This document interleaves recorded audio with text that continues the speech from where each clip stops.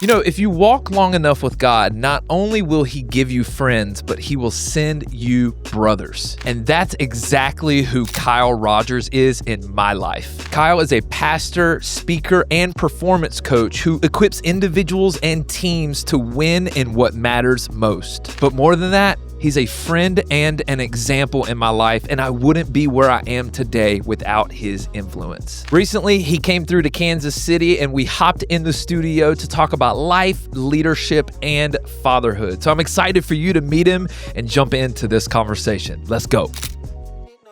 All right, everybody, welcome back to Making Varsity. My name is Brad Chandler, and hey, super excited. We're in person today here at the Content Pod in Lenexa, Kansas, in the Kansas City Metro. And so, hey, shout out to Nathan Fleming and the whole team here for letting us jump in. Guys, got a special guest today. I am super excited to jump into this conversation with keynote speaker and performance coach, my friend, Pastor Kyle Rodgers. Kyle, what's up, man? Brad, thrilled to be here, man. Good to see you too. Welcome to Kansas City. So glad that you're here. Got you on the back half of a speaking trip in Chicago, and man, we've been friends for 6 years. And man, it's just incredible to see what you're up to today. And man, excited about this conversation. I appreciate it, man. Thrilled to be made by Varsity today. So Kyle, you're wearing a lot of hats, a lot of different roles, pastor, speaker, now doing some events for other nonprofits, corporate training and things. But let's start from the beginning, okay. Right? Take me back to 2004 as a kid in Orlando, right? A young adult, and navigating some of those early seasons, because I think some people see where you're at today, right? Speaking up to, speaking in front of up to 20,000 people a year, all over the country, doing coaching online events. We'll talk a little bit about that later, but really starting from the beginning, and your journey is really one of learning from mistakes and overcoming adversity. So take me back to the beginning, to 2004, and then we'll kind of chop it up from there. Gladly. The fun part, you and I have been friends for 6 years, so you know pieces of my story.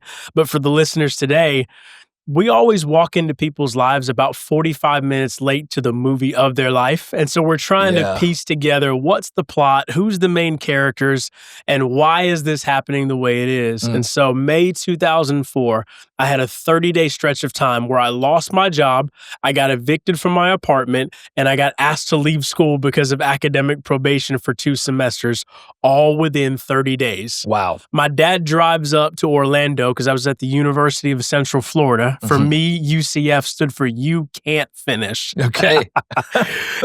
Any Knights out there will understand what that means. He took me to lunch at Chick-fil-A at the Altamont Mall. He looked at me and said, "Kyle, I love you, but you are not coming home."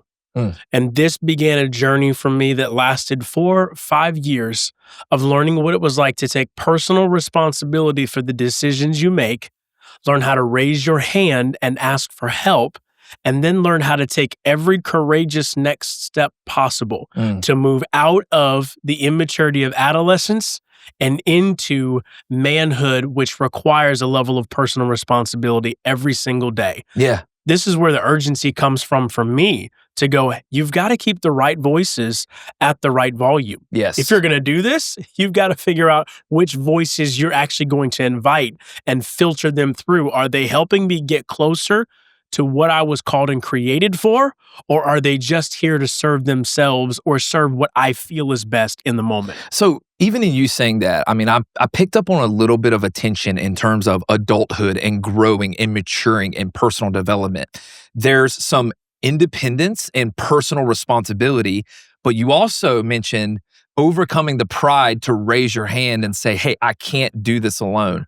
Talk about why that tension is so important when it comes to personal development, wherever it is that we want to grow in our leadership. One of the most difficult chapters of life for any individual, but I'll specifically talk about a young man for a moment, because one of my favorite audiences to have coffee, lunch, spend time with is young men between the ages of 19 and 26. Yep. Why? At 19, they call you a man. Yep. But we all know you have no idea what that actually requires yet. 100%. By the time you're 26, you've developed this series of patterns and thought processes Yes. that will carry into your 30s and your 40s. And so if we can capture attention between 19 and 26, and here we go, not try to course correct everything, but figure out where the lessons are in life in that chapter, you can begin to develop a track record and a pattern of healthy decision making, or reverse engineer when my decisions went sideways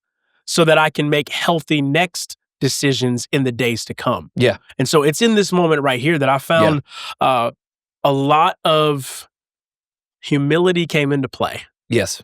Because as a young man, the temptation is to feel I have to figure it out. But as someone who's seeking after what is best, you take a step back for a moment and go, I've never been there before. Yes. So it's only deceptive to myself to think that I should just be able to figure it out. Absolutely. Yeah. And I mean, it's what John Maxwell talks about, failing forward, but the beauty of being in community and having healthy accountability and friendships around you is you're not going into uncharted waters. There are people who've gone before you who have made the mistakes and they have created maps and pathways. It's just that so often maybe we fall prey to maybe the temptation of independence being associated with adulthood or our own personal development, and we don't lean in for help. And I know that this has really been part of your journey over the years of opening up and being more vulnerable with people. Maybe talk a little bit about that season of your life where maybe you were a little more insular and maybe more private with your thoughts, or and maybe it was not. It kind of went beyond emotional boundaries, but was more of a wall. And the process that you went through to let people in. We're really going deep on this one. I like it. Let's make it varsity, baby. Hey, what comes from the heart reaches the heart. So let's be incredibly candid here and just go, at some point, we have to admit two things. I haven't met an individual yet who didn't have trust issues. And the number one reason many of us have trust issues, which I still have them, that's why I'm in therapy. Yeah. But one of the number one reasons why we have trust issues is because of broken expectations. I expected you to do A, you ended up doing B, and now I have to reconcile what I see, feel, and experience as a result of broken expectations. Yeah. And let's be honest, it only takes about 12 years on this planet to realize somebody is going to let you down. Yeah. In that chapter of life, specifically between the age of 20 and 25, for our listeners, for context, I'm 40 now. So I've made enough mistakes. I've had to grow through those mistakes and then make some really healthy decisions on the other side to realize now I'm in a spot where experience and wisdom are coming together to produce something where I can hand a set of experiences in life through principles and values to someone else and go, you're grown and I'm not telling you what to do, but I am suggesting that you investigate this process or this pattern. Yeah. For me, it came down to one very specific thing. I had to stop caring what people thought about me and move through the fear of rejection and the fear of failure. Yeah. There's only one way to succeed. Wow. It's a series of failures. And not everybody is going to like you. It's okay. I don't need to be everybody's cup of tea. Yeah. What I do need to be is who I was created to be. I realize all of our listeners may not have a faith-based perspective, and that's totally okay. Yeah. I do. Yeah. My perspective comes from Scripture. And I totally believe that God not only has a plan for my life, but that He uses every single thing that happens in life to help develop me into the person He created me to be first. Yes. My number one responsibility is not living up to someone else's expectations. My number one responsibility is finding out who I was created to be by my Creator first. Then, out of that, comes the relationships that I have with others. Yeah. And I love what you're talking about managing expectations because you are probably one of the most emotionally intelligent people that I know. And it's one of the reasons that, God has blessed my life with you, being able to check in, even navigating some really, really difficult seasons. Thank you. Not just as a teammate, but as a friend. Mm-hmm. And I love what you're talking about managing expectations, because I think about some of the times that you've walked me through personally, whether it was facing rejection or facing, certain levels of adversity.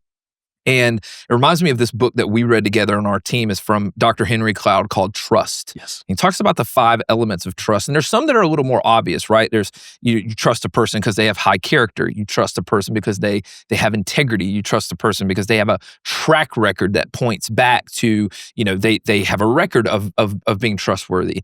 But one of the ones that surprised me, and I had heard you say it in my life before too, is, hey, some people just don't have the capacity to be trusted in certain areas. Like I'm going to trust some people to be able to be a mechanic on my car, but I would not trust them to balance my books. You know what I'm saying? Absolutely. And I just remember maybe going through a hard season, or, having a rift in a particular relationship, and then just in confidence talking to you as a friend and going, man, I'm struggling with this. And then you kind of go, Brad, your expectations were probably beyond that, And so, I think that's where things go off a lot in relationships. Is that fair to say? Very fair to say. And the other challenge, which Dr. Henry Cloud should lean into this episode here, because we are going to mention him probably often, because we found so much value in the content that he has provided. Mm-hmm.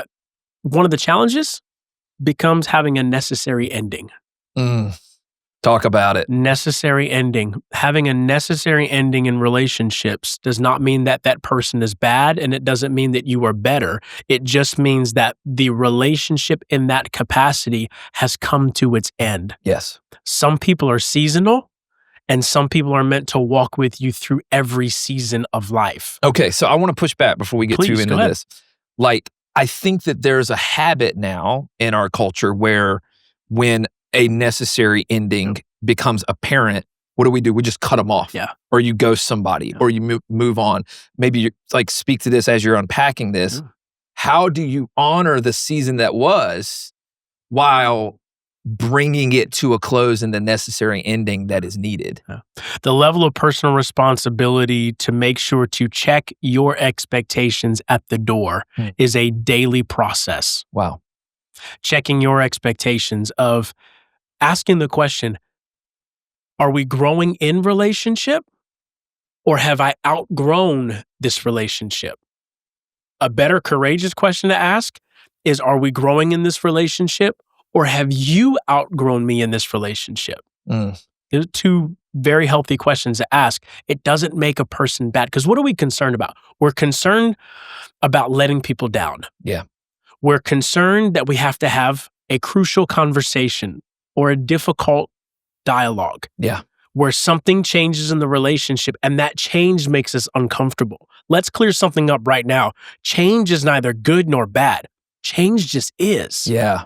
What you define it as is what change will become. Right. We're not wired to enjoy change, but we are all wired to experience change. Yeah.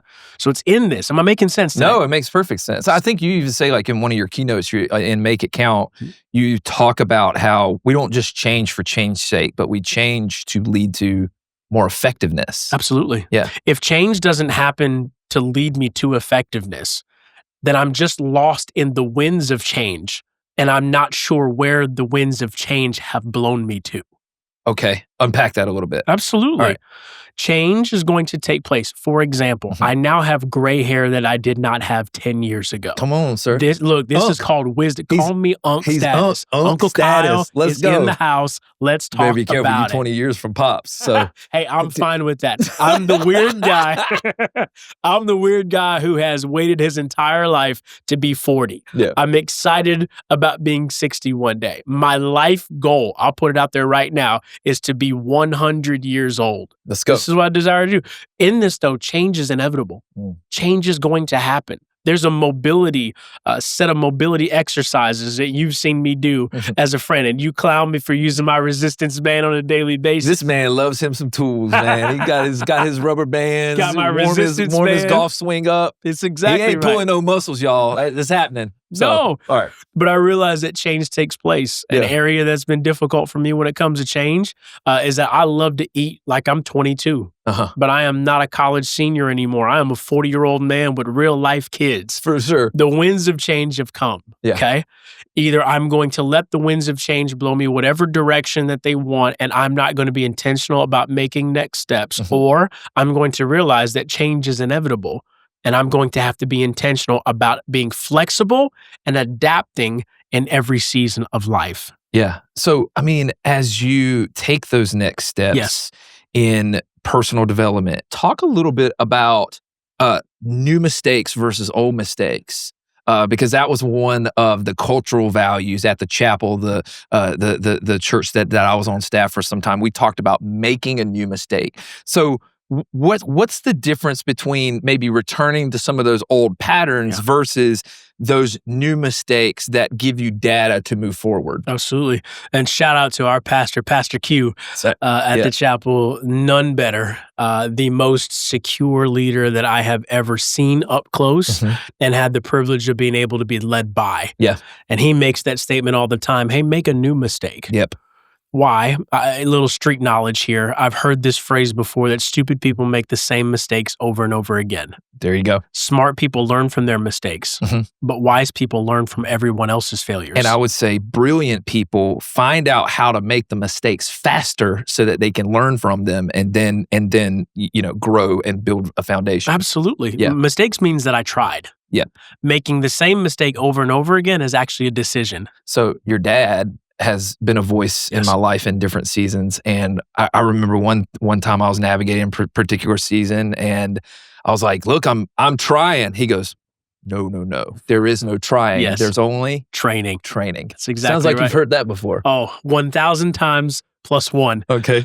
There's no try, there's only train. Yeah. Because to say that I tried indicates that I left space to make an excuse as an out clause. Oh, yeah. To say that I'm training indicates that I have made a commitment to follow this thing through come hell or high water. Yes. And let's just be honest, the most effective leaders are the ones who have made commitments. Yes. Now, you got Kenny Rodgers, you got to know when to hold him. Yep. And know when to fold him. Yep. Know when to walk away, know when to run. I love it. Right? But in the same vein, a leader has made a commitment. I'll give you an example. I have a series of priorities in my life, and none of them have to do with succeeding in front of people. These main priorities of my life have to do with my relationship with God first and foremost, being growing and healthy on a daily basis.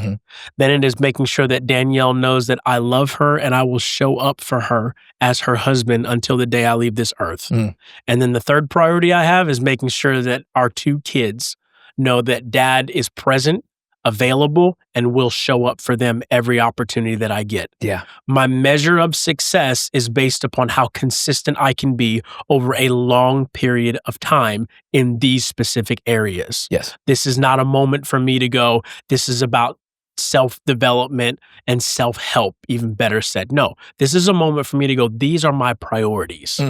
If my priorities are going to be this way, then my daily behaviors and patterns should point to the commitments that I said that I made. Yeah. In my calendar. Yes. In my disposition. Yep. In my character. And in the way that I bounce back. Am I making sense? You're making perfect sense. And I think, there are different wirings and and the behaviors that you're talking about lead to very significant success. I think one of the areas I'm growing in is I'm a sprinter, I love to start things, I love challenges, I love the fast pace and the energy and the chaos of an upstart. I think one of the things I was talking to a friend of ours, one of the common traits of entrepreneurs is they love the chaos of the beginning. But when it comes to really building a business over time, you have to bring that chaos into order. And I think that's something that you've always encouraged me in certain areas of my life is saying, hey, I love the passion. I love the energy. I love everything that you've got behind it. Hey, what would it look like if you were to just put small steps and sustainable rhythms that could get you to the same place? It just may be 6 months longer, and I think that that's probably something true especially in athletics. Yeah, let's stick with your example about pace for a moment. Mm. Maybe the most watched event at the Olympics is the men's and women's 100-meter dash. The light bulbs are out, the flash bulbs are going off, everybody is tuned in. They want to see, is a record going to get broken? Is Jamaica going to win? Is America going to win? Like who's going to be the fastest man, fastest woman in the world? The race that's probably not watched as much is the 1,600 meter, the 1,500 meter steeplechase, where you're going around that track consistently. Here we go. At the end of the day, the winner of both of those races still receives the same gold medal. Yeah. Simply put, we have to figure out, am I in a sprint? Because in a launch season for a new product, in a launch season where you're getting a business off the ground, it is a sprint and you're going to have to keep up and the eyes are watching. But life is not a sprint. Yeah. Life is long distance. Yes. And the goal has to be defined. And in many cases, we have to figure out what is the pace that's appropriate. So a lot of my audience are people who are in their first 2 years of business. Okay. I love how you talk about right voices, right volume. In those early upstart days, let's say you have really no grid for being a new business owner, for being an entrepreneur. What are the right voices that we should be listening to? In a different season of life, I was the lead pastor of a church. I took over a church that had 5 years of finances that were in the red, not because of financial mismanagement, but because it was just a challenging chapter for this church, specifically a nonprofit. Sure. My number one responsibility in year one of my leadership was to stop the bleeding. So I had to make a lot of uncomfortable decisions that didn't settle well with people, constituents that were around. Well, here's the thing. I had to find people who are going to A, help me to understand I'm not crazy, first and foremost. And then B, I had to surround myself with the right voices, the right volume, with individuals that were helping me to see what 3 years down the road was going to look like, although we were still living month to month in the organization. Well, when you have those voices, they help you to see the big picture instead of being so micro on today. Because let's be honest, as a leader of an organization, as someone launching something, as someone who lives and dies with every invoice, every rejection, or every accepted proposal, these things are hard, man. These things, we don't want to talk about this in public, but these things will have you in a corner crying somewhere. You'll celebrate the invoices that get accepted because you had 7 rejections of invoices prior. Well, one of the key things to do is that you reach out to someone who is not just ahead of you fiscally. You reach out to someone who can show you the process that they went through to become the leader that they're walking in now. And most people can explain to you what the process looked like. I often look at high school seniors and up to college sophomores and go find someone who's in their early 30s and ask them, what did you have to learn to become what you're doing today? So that I can, here we go, not just follow the pattern for productivity, but follow the pattern for progress and development, which is a day-to-day rhythm. People celebrate folks when they score touchdowns on TV. What they don't realize is that person clocked in on a jugs machine, or they clocked in with a wide receiver coach, or they did hours worth of training that nobody watched just to have one opportunity to succeed when everybody else was paying attention. Exactly. And I think, there's a study done by the Center for Entrepreneurship at University of Tampa. And one of the things that they looked at was, what are the common denominators of entrepreneurs? It's so different than like an MBA, right? There really is kind of an art and a science to business administration, right? Like pricing models, all these different things. But they were looking like, how do you even build out a curricula for entrepreneurship other than just doing it? And one of the things that they really lasered in on as the key attribute is the entrepreneur's ability to deal with uncertainty. They have to, if you will, embrace the ambiguity, which is another one of the cultural values. Shout out to Pastor Q. Come on. Pastor Q. And his leadership has shaped so much of the way that we approach life and leadership and business and what we do as well. And what I love most about him, he used to have the saying all the time, everything's on the table until it's not. Yes. And it's one of those things that I've even carried with me, because sometimes, whether it's family or very close friends who have never traveled this path before, you love them, you want to share what's going on in their life, but there's not a lot of counsel or wisdom that they can give in that space, because maybe they aren't as well acquainted with uncertainty, or as have the stomach for risk and some of those areas. And so you almost really have to trust the Lord to bring voices into your life that have traveled that, whether it's people that are in the foxhole with you or otherwise. Yes. That's one of the things that I'm finding. Yes. It's finding those right voices that don't have opinions without experience, but have traveled it and say, hey, you're gonna be all right. It's gonna be good. Yep. Absolutely. So. This is why our pastor launched a whole podcast called Just Lead. And one of the things that he constantly discusses over and over again, that leadership, it's a choice, but it's a daily choice. Yes. And you remain committed to that daily choice. So I'd love for our listeners today to be able to say, if you're leading and you desire to lead at a high capacity, just know you're not making decisions based upon what the status quo is. Yeah. You are making decisions based upon the commitment you have already made to lead well and to add value to people. Yep. I firmly believe that if a business is going to continually be successful, an entrepreneur is going to find not just validation, but they're going to find that little extra thing that goes, man, what I'm doing is adding value to people, is that I've got to keep my why in front of me every single day. Yes. There's a number of different things that we've done, but during the time that I was pastoring, one of the whys that was in front of me was I did not want finances to determine the level of impact we were able to have in people's lives. Yeah.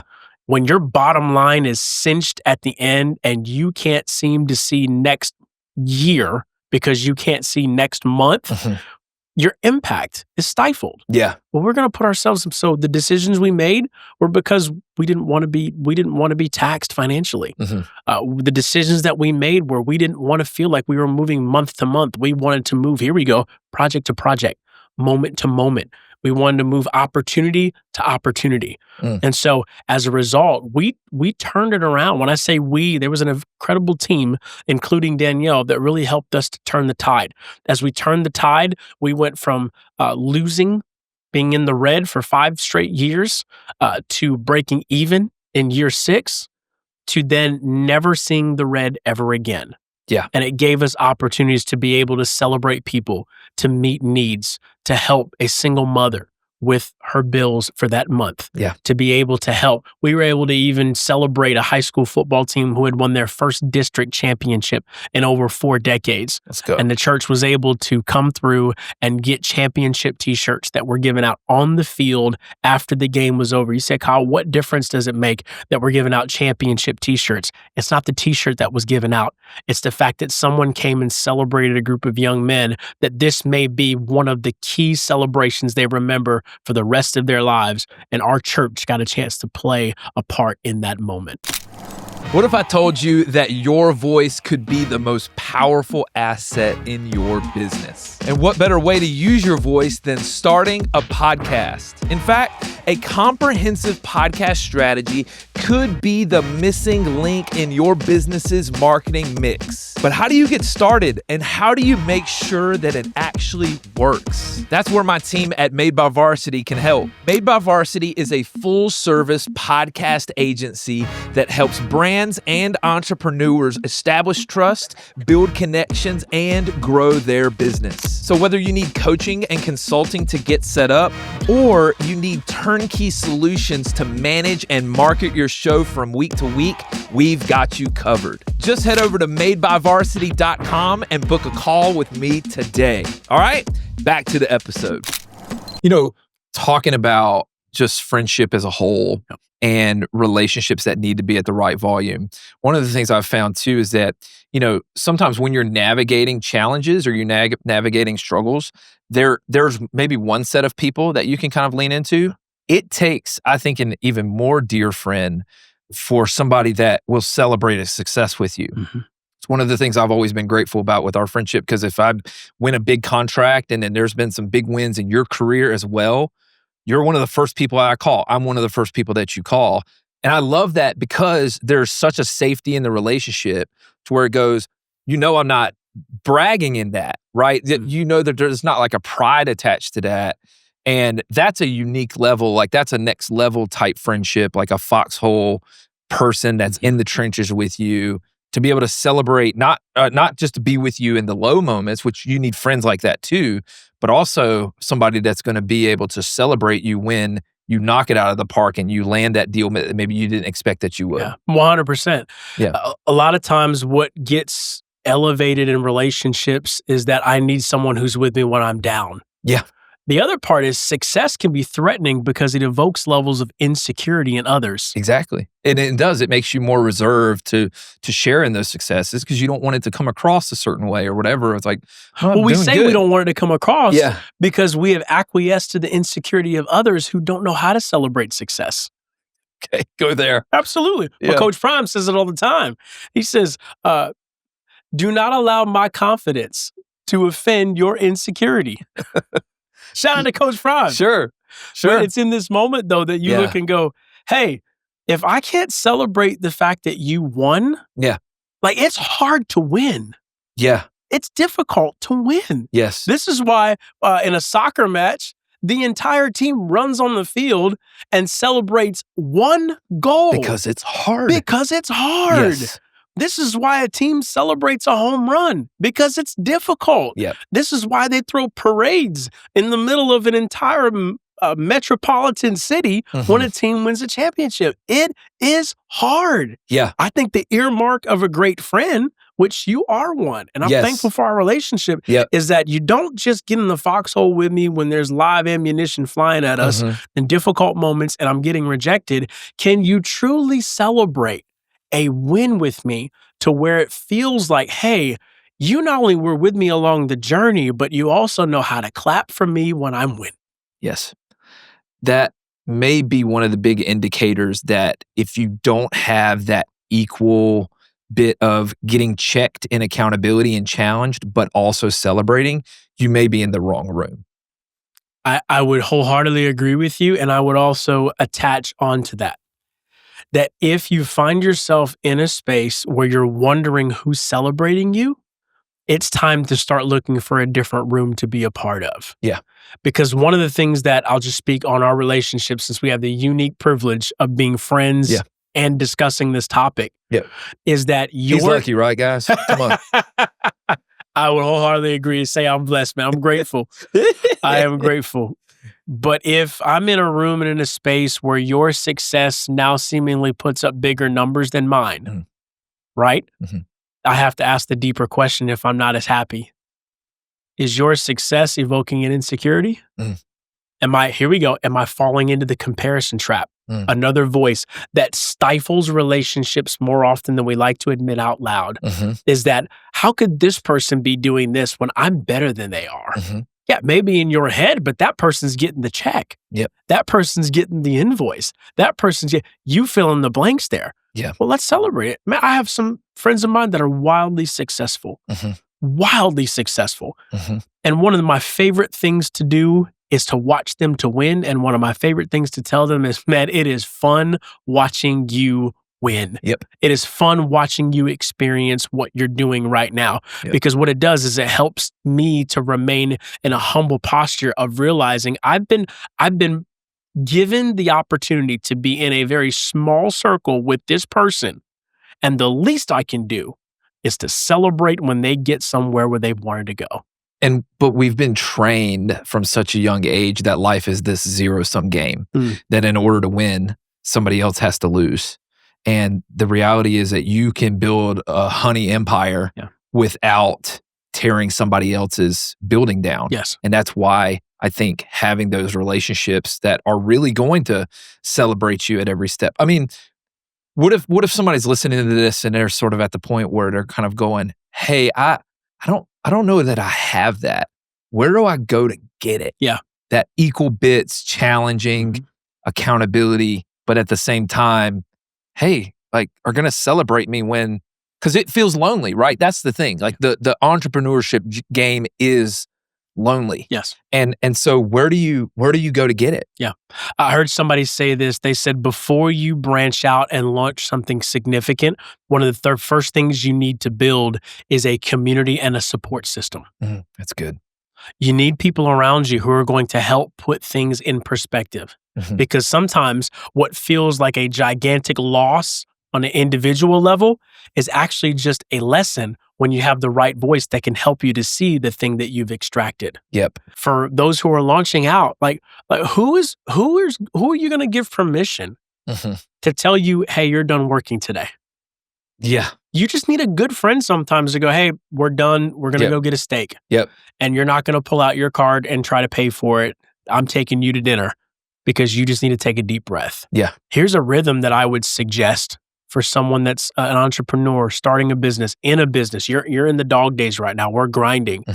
Decide one day every week that you are going to take completely off and unplugged from the thing that you're building. Yeah. Incredibly countercultural. And somebody could look and go, well, that's easy for you to say because you're a pastor. And in the Bible, it talks about having a Sabbath. Sure. It right all of these spiritual rhythms. But understand, the reason why the rhythm is so powerful and the reason why God implemented it was not because he was tired. He just knew we would become tired, not just physically, emotionally, mentally, your soul, the place where your decisions are made, your intentions are, the essence of who you are becomes exhausted. Here we go. And you can't produce your best when you are not at your best. 24 hours unplugged, 24 hours taking a deep breath. Here we go. Go outside. Take a 2-hour walk. Leave your phone somewhere and go sit at the beach if you're in a beach spot. Go sit at the river. Go sit at the lake. Go take time. This is why you and I connected over golf. Golf gives us at least 4 hours where we cannot focus on anything else but the next shot. And the moment we start thinking about something else than swinging the 7-iron, what do we usually do? We either chili dip it or we slice it off the course and need a new ball. Why? Because we let something in that didn't need to be there. So I think it's these rhythms of rest. You're a human being, not a human doing. Sure. I know it can sound cliche. I know sometimes we've heard this before, but the reality is these are the things that keep us plugged in to be able to be at our best as a person and not just at our best for the thing that we are producing. And I think that's especially important for creatives too, are to build in those rhythms because, like when you're head down and you're, whether you're editing or you're doing, working head down on a particular project or something like that, intensive work, there is something about some daylight. There is something about a round of golf. There is something about unplugging that unlocks that little bit of creativity. So it's not just good for your soul, but ultimately you become more effective because you have that. I mean, even talking about some of those biblical rhythms, and again, I don't shy away from that because it's not just a religious thing; it's a wisdom thing. You even think about the year of Jubilee where they let the land rest. And you're right. There are in your business there are sprint seasons, there are building seasons, there are earning years, and then there are years where you have to just kind of sit back and let the systems work themselves and go on autopilot and then just kind of figure out what's the next strategic move. And I think that's why having that healthy community around you is so important. I think also the practice of gratitude is a big thing. And you talk a lot about this, that, leaders have to develop this rhythm of gratitude in their life. Talk about why you've seen that be such an unlock for so many people when it comes to just a practice of gratitude. What does that look like? When a leader practices gratitude, it reminds them that you did not arrive to where you are alone. No one arrives alone. No one gets where they are on their own volition, their own skills, talents, and abilities. Either someone opened the door for you or someone left it cracked. And gratitude is the opportunity for you to pause for a moment and remind yourself, I needed them. One of the greatest examples I've seen of this that I can point to immediately was the Raiders had a head coach at one point. He was only there for one season. But before a playoff game, he sat in his hotel room and he wrote a handwritten message to every player on that team. This was right before they went out and lost the biggest game of his entire coaching career in the playoffs to the Cincinnati Bengals. But the players go, one of the earmarks of that entire season was that coach reminded us over and over again that he cared about us as people. And this snapshot on Instagram of him writing handwritten thank you cards to every player and team personnel before the biggest game of his coaching career spoke more to them than even the all-out effort that they gave on the field. Some of them even referred to him as a father figure. But it was because a leader took time to show gratitude for the privilege to be involved because he realized the privilege and the opportunity that he had to be in that moment. Yes. As the more we succeed, the more we have to practice gratitude. Yep. Our pastor teaches us all the time about how Home Depot implemented this process with a thing called Power Hour. Yep. Where they would take time and they'd come across the loudspeaker and say, hey, it's Power Hour. And the team in the store would drop everything they were doing and would walk up and down the aisles seeing how they could assist the customers that were there and thank people just for being in the store. Yep. Did they see numbers rise when it come to sales and profit? Of course they did. But they didn't do it for that reason. They did it because they never wanted to lose the care that they had for the individuals that helped them to become what they were.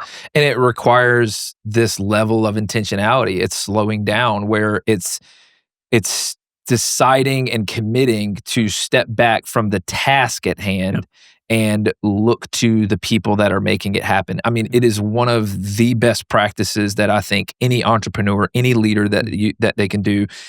Takes 30 minutes to an hour a week to just sit down and whether it's writing thank you notes or just sending an intentional text, just taking a moment and leaning into people and saying, hey, because if you're not careful, especially people that you work with on a regular basis, you can actually test this by going into your text message thread with them.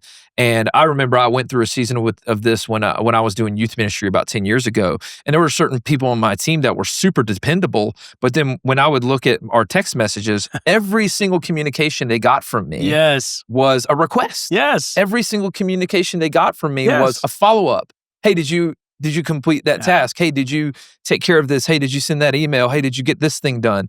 And if you're not careful, that has this weathering effect.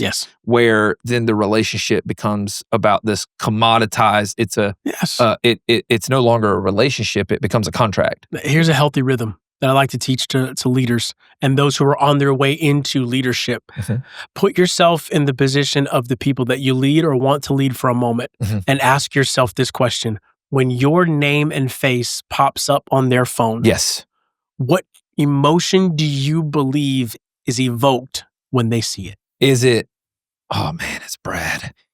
Or is it, oh man, it's Brad. Exactly. So you look and you go, cool. And if you're not sure, because here we go, we are, we can be blindsided by our blind spots.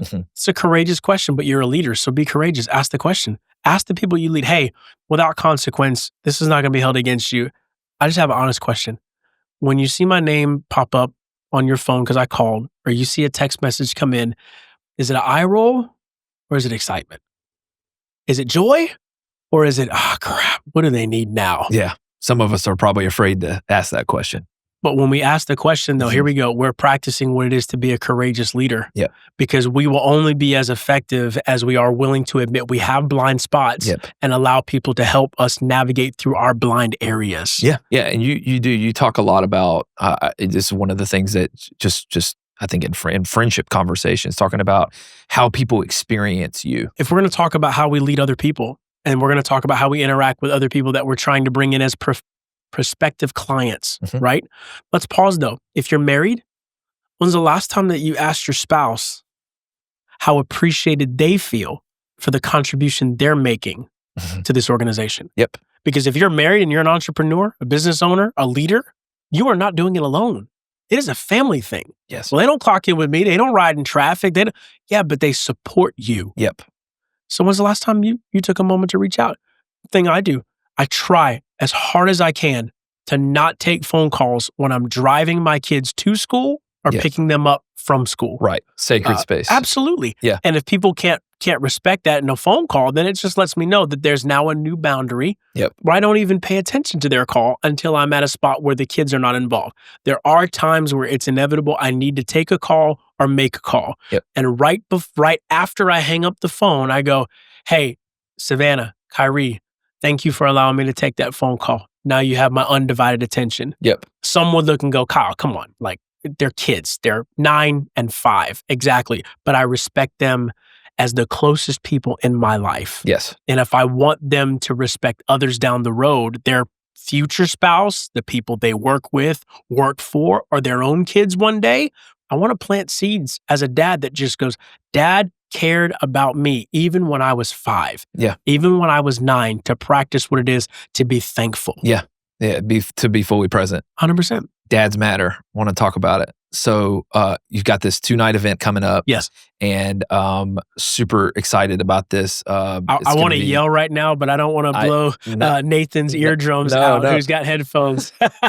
So Dads Matter is coming, and talk a little bit about, I mean, this is your first online event, I believe, that you've hosted under your personal brand, and it's been super exciting to already see the interest, behind it and the momentum behind it. So it's going to be the Thursday and Friday, I believe, before Father's Day. Yes. And so talk about why this direction. It's obviously something super close to your heart. Yes. There are so many other topics that you could have, done a webinar on. Why dads matter? Yeah. Why dads matter? Number one, it's because my dad is the most influential individual in my life. I have had my dad in my life at every turn and season of my life to this point, 40 years consistently. He don't miss. This man has showed up. This man has, I'll never forget one story I could tell you is I had my car stolen a month before I was supposed to go back to college to take the next 2 years to graduate college after failing the first time. I had my car stolen through a long stretch of things my insurance would not cover the entirety of the repair. And so every dollar I had saved to go to college, I had to spend just to get my car repaired before I went to school. The night before I was to take off for college with about $250 to my name, enough gas money to get me where I had to go until I got a job driving from Florida to Ohio. The next morning I woke up, there was $200 in cash that was sitting on the dresser because my dad said, I'll do whatever I need to do to help you get where you've got to go because I've seen you making the investment in yourself to get there. Just one example of him showing up. And with this influence he's carried, now I get the privilege to be able to be a dad myself. Something I've come to understand through research and time and conversation with people, that a dad's interaction and involvement in their child's life helps that child to develop emotionally, helps the child to develop intellectually, and helps the child to feel like they have a safe launching pad to move forward in life. Now, I'm not taking anything away from moms who have been in the grind, doing it as single moms, or people that have had to step in as surrogates, but the numbers don't lie that when a dad is present in a child's life, they make less harmful decisions. The likelihood of them doing things that are going to lead their life into a life-giving direction and not a life-taking direction is higher. All of the substance abuse goes down. The numbers on these things don't lie. So dads matter. And my dad took it upon himself to not only be that for us, but understand statistically, I shouldn't be in the chair that I'm in right now. Why? My dad didn't have a present and available dad himself. He'll tell his entire story during our Dads Matter time together that we'll have June 12th and 13th. But his dad was 50 years old when he was born, never kissed him, never told him he loved him until the last time they saw each other before he died. My dad grew up without a father investing in his life. He made a choice with my mom that they were going to give us the home and a dad that he did not have. And 40 years later, I'll look back and go, I am the result of a dad who made a commitment not to try, but to train. and continue moving in the direction of being the most influential person in his son's life. I have 2 younger brothers, and I'll tell you right now, we call our dad regularly. We try to spend time as often as possible. If you go through my IG feed, you'll see us at football games. One of my favorite moments we ever had was his 70th birthday. We flew him to Pittsburgh. We went to a Pittsburgh Steelers and Cleveland Browns game because he's from Pittsburgh and is a diehard Steelers fan. The last game he went to before he moved away from Pittsburgh was the game where the immaculate reception was caught by Franco Harris and turned in for a touchdown, right? What he didn't know is that we had connected with someone who he'd mentored for years, who had a relationship with Franco Harris. And we turned the corner and Franco Harris is standing there. And we got to have lunch with Franco Harris, Pittsburgh Steelers legend. But just so we're clear, there were 2 legends standing there that day. There was a football legend, and then there was a father legend. Wow. And watching those 2 have that conversation was a moment my 2 brothers and I will hold in our hearts and we will share for generations to come. Why? Because dads matter. Yeah.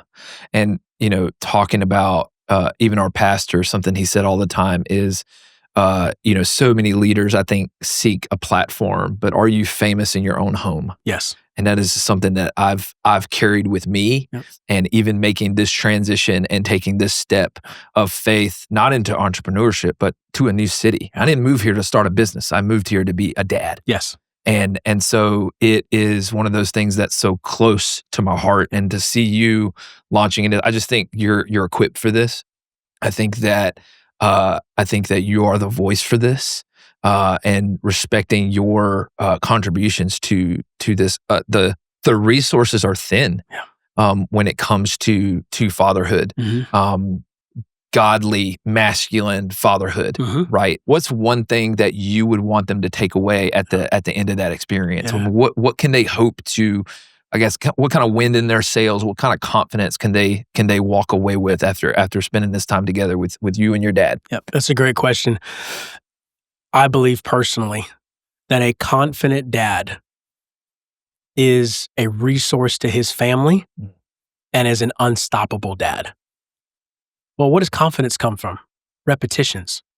And a lot of times, the repetitions that we put in, we need to be better resourced on what repetitions to give. We need to be better resourced. And when I say resource, I don't just mean statistics and numbers. I mean the power of a conversation.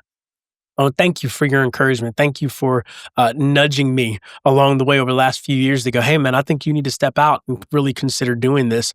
Now, what many people don't know is the countless hours you put in behind the scenes to be able to help set up ads and to teach me different things that go into helping to get the message of Dads Matter out. And so if you're looking for somebody who is not only brand loyal, but is somebody who is going to put all of their blood, sweat, and tears into a project, Making Varsity is your first stop. And Brad is the person that you want to work with.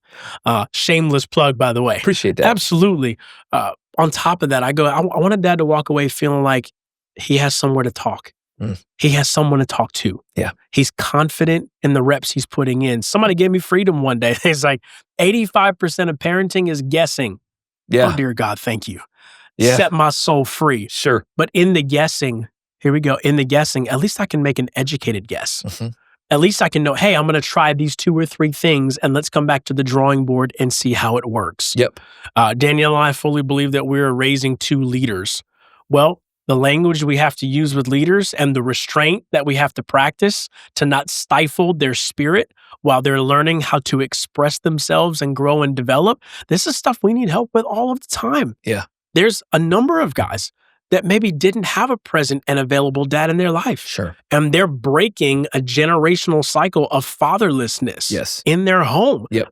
I want to be there for that guy because that was my dad. Yes. There are guys that go, I had a great dad, and now I don't know if I can live in that shadow or step into those shoes. Well, number one, nobody asked you to step into those shoes. Yep. Why? Because you've been asked to build on the foundation you were given. Just want guys to walk away with confidence and the reps they're putting in to produce consistency. Yep. The greatest thing a dad can do is to be present, not just physically, but emotionally and spiritually for the kids that he's been blessed with.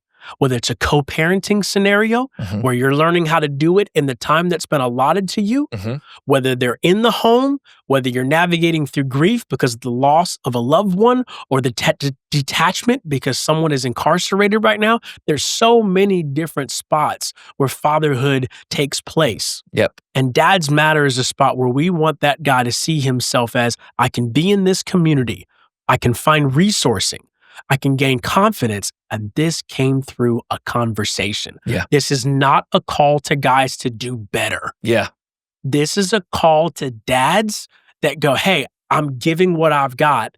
And every day I'm just trying to level up because fatherhood is not my side hustle. It's my legacy in motion. Come on. Dads Matter, June 12th and 13th. June 12th and 13th. KyleRodgers.co is where you can sign up and get the Zoom link immediately. 100%. So link will be in the description. So make sure that you guys register for Dads Matter. I'm going to be there. I'm super excited.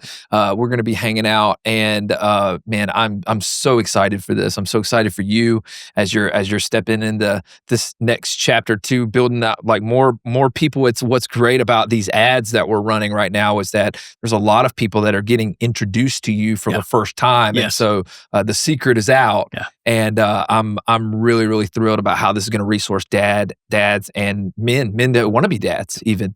And it's going to be great. So man, so appreciate you coming through the studio today. Thank you, Brad. Hopefully I made varsity today. Hey, come on, we're in here too. And then come on, we're going to pop out to a baseball game and that's right. And have a good time. So hey, we haven't gotten Kansas City barbecue yet. We got to make that happen. This what is are we true. doing? I heard Arthur Bryant's is a spot we might need to pull up on. That might be one. There's a few others. Yeah, but absolutely. There are a few others. Oh, yeah. Oh, you sound like a KC regular now, man. Yeah, we'll see. But I mean, North Carolina barbecue, you know how I go. I need my vinegar. He's on this, vinegar sauce. Yeah. Guys, pray. Here it goes. It's all good. So appreciate you, bro. Love you. Too. Love you, man. Hey fam, thanks so much for joining us on Making Varsity. If you enjoyed this week's content, make sure to tap that subscribe button, share it with a friend, and turn on your notifications so you never miss an episode. For more resources, make sure to check out the description below and feel free to drop us a comment. I love you guys, and I'll see you next time.